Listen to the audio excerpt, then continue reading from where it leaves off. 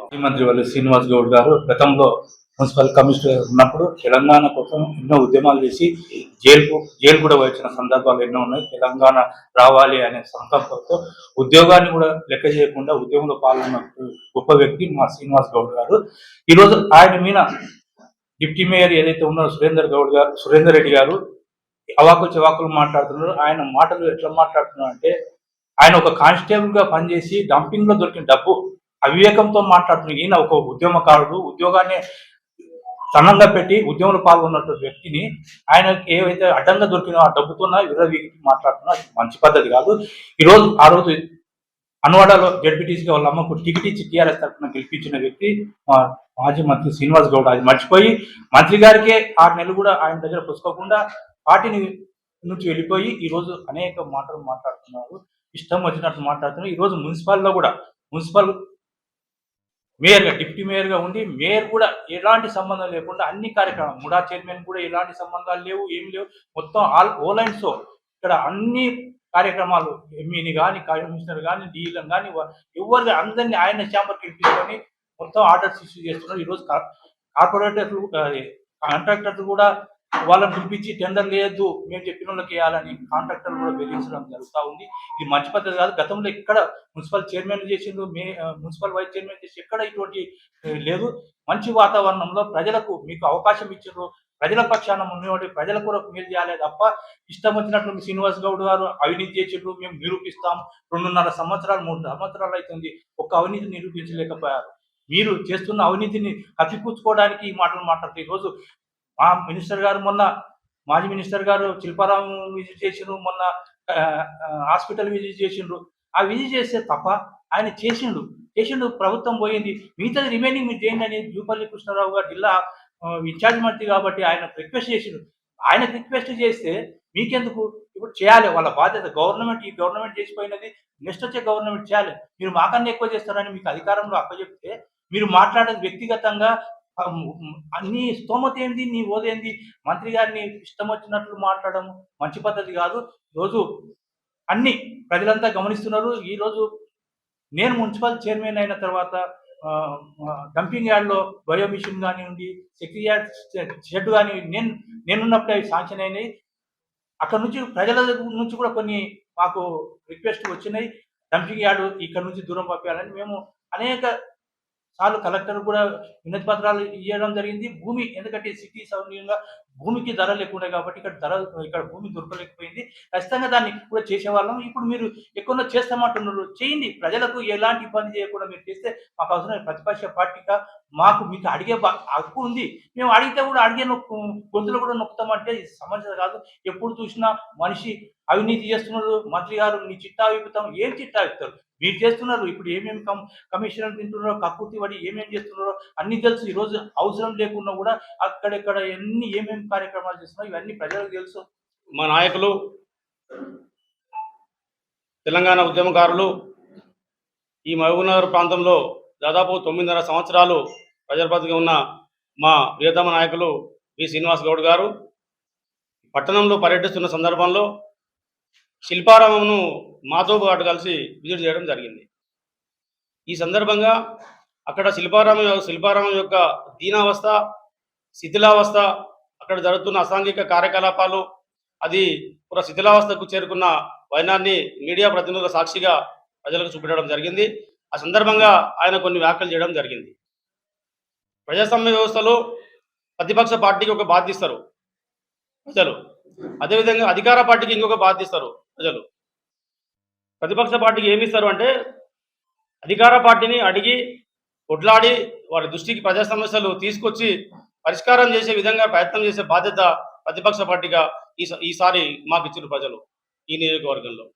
అదేవిధంగా అధికార పార్టీకి, కాంగ్రెస్ పార్టీకి పనులు పూర్తి చేయాలి, గతంలో ప్రారంభించిన పనులను పూర్తి చేయాలి, అదేవిధంగా కొత్త పనులు కూడా పూర్తి చేయాలి, ప్రజలకు మేలు చేయాలి, రైతులను ఆదుకోవాలి, అదేవిధంగా అన్ని వర్గాల ప్రజలకు సంక్షేమం కోసం ప్రయత్నం చేయాలనే ఉద్దేశంతో వాళ్ళకి అధికారం ఇవ్వడం జరిగింది.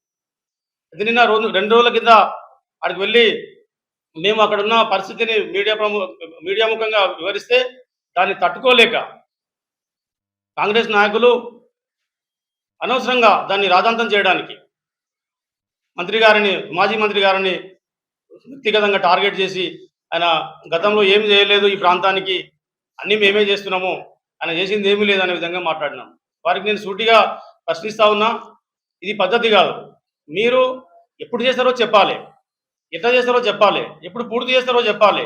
అక్కడ ఏమైనా అవకతవకలు జరిగితే దాన్ని సరిదిద్దామని చెప్పాలి. అది చెప్పకుండా ప్రతిసారి మీకు అలవాటుగా మారింది. దాదాపు మీ ప్రభుత్వం వచ్చి 2.5 సంవత్సరాలు పూర్తవుతాం. అది మీరు ఒకటే మాట్లాడుతూ ఉన్నారు. మేము ఏ సమస్య గురించి ఎత్తి చూపినా, ఏ సమస్య గురించి మాట్లాడినా, ప్రజల సమస్యలే, మా సొంత సమస్యలు ఎప్పుడు ఎత్తి చూపం, మాకు అవసరం లేదు ఎవరికి కూడా. ఏ సమస్య మీద, ప్రజల సమస్య మీద మాట్లాడినప్పటికీ మీరు ప్రతిసారి మీరు ఆ సమస్యను పరిష్కరించి ప్రజలకు ఉపయోగపడే విధంగా చేయడం లేదు. గతంలో కూడా ఒకసారి ట్యాంక్ బండ్ మీద మంత్రి గారు ఆ రూట్లో వస్తుంటే ట్యాంక్ బండ్ యొక్క దీనావస్థను చూసి చెల్లించి కొద్దిగా మనస్తాపం చెందితే అప్పుడు ఒక మాట మాట్లాడారు మీరే, ముసలి కన్నీరు కాలుస్తూ ఉన్నారు అని చెప్పేసి. నేను అడుగుతున్న సురేందర్ రెడ్డి గారిని, ఇది ఎంతవరకు సమంజసం? మీరు అది పూర్తి చేసిన బాధ్యత ఎవరికి ఉంది? ఇప్పుడు అది చేయరు, మీరు పూర్తి చేయరు, దాని విషయం మాట్లాడరు. ఎంతసేపు మంత్రి గారు ముసలి కన్నీరు కాలుస్తున్నాడు, ఏదో కార్చిండు బై ఆయన చేసిండు, మీరు చేస్తలేరు కదా, మీరు చేయండి. గతంలో ఇంకొకసారి కూడా ఇక్కడ అక్షయ పాత్ర ఉంది. అక్షయ పాత్ర దీనావస్థ 2.5 సంవత్సరాలు మీ కంటికి కనిపించలేదా? కళ్ళు కాకులు పొడిచినాయా? తినేదాడా? 5 రూపాయల పోయినా ఎవరు తింటాడు? బీదోలుగా తినేది ఎందుకు దృష్టికి రాలే మీకు? ఆయన దృష్టికి వచ్చి ఆయన అక్కడ ఆగి జస్ట్ మాట్లాడిపోయిండు. దానికి ఏం మాట్లాడారు మీరు? చాలా చిన్నగా మాట్లాడారు మంత్రి గారిని, ఆ పదాలు కూడా వాళ్ళ నిక్కలేదు. అంత అయితే ఎందుకు మీకు? ఒక బీసీ నాయకుడు, ఒక ఉద్యమకారుడు, మీరు అటు ఎట్లా మాట్లాడతారు మీరు? సరే, మరుసటి రోజు అది పూర్తి చేసారు, మళ్ళీ పెద్ద పెద్ద బొమ్మలు వేసుకున్నారు. మీరు మళ్ళీ మేయర్ ఫోటో, మీ ఫోటో, మా ఎమ్మెల్యే గారి ఫోటో వేసుకున్నారు. మీరే అన్నారు కదా, మాకు ఫోటోలకు బోధులు ఇయ్యము, ఫ్లెక్సీల మీద మాకు కోరిక లేదు అని చెప్పేసి. అది తీయండి మరి. రేపు మేము పెట్టినాము, అప్పుడు మేము పెట్టినప్పుడు అక్షయ పాత్ర పెట్టినప్పుడు పెట్టలే కదా. అదేవిధంగా హాస్పిటల్ ఇక్కడ పాలమూరులో ఉంటే అందరికి ఉపయోగపడుతుంది.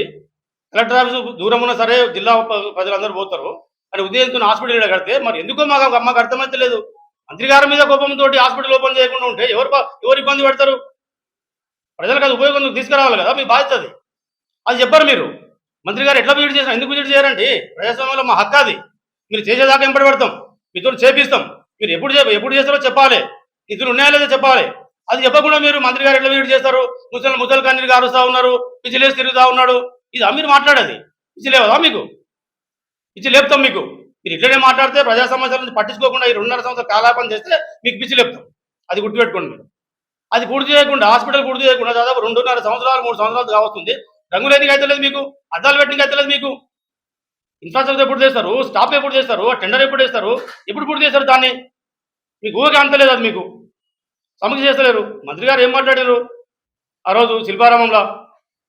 జూపల్లి కృష్ణారావు గారిని ట్యాగ్ చేస్తూ, అయ్యా మీరు టూరిజం శాఖ మంత్రి, మా పాలమూరులో టూరిజం కింద ఒకసారి ఇది ఉంది, బడ్జెట్ హోటల్ ఉంది, అదేవిధంగా శిల్పారామం ఉంది, మన్యంకొండ ఉంది. ఈ 3 చౌకులు వెళ్ళలే. జూపల్లి కృష్ణారావు పట్ల అసభ్యంగా మాట్లాడలే, స్థానిక ఎమ్మెల్యే గారి పట్ల కూడా అసభ్యంగా మాట్లాడలే. చేతులు జోడించి ప్రజల పక్షాన వేడుకున్నాడు మాజీ మంత్రి గారు. అది చెప్పకుండా మీరు, అది చేయకుండా మీరు ఎంతసేపు ఆయన మీద అవినీతి ఆరోపణలు చేస్తూ చేయండి. అవినీతి ఆరోపణలు చేయడం కాదు, నిరూపించండి. మీరు ఒక టైం బాండ్ పెట్టుకొని అవి నిరూపించండి. నిరూపించకపోతే నోరు మూసుకొని ఉండండి. రెండే విషయాలు. ఇక్కడ కాలం పూర్తయిపోతుంది, దాదాపు 3 సంవత్సరాలు దగ్గర వస్తుంది. మీరు ఎన్ని రోజులు చెప్తారు ఇట్లా? ఎప్పుడు పూర్తి చేస్తారు? ఇదే చెప్పుకుంటూ అవుతారా?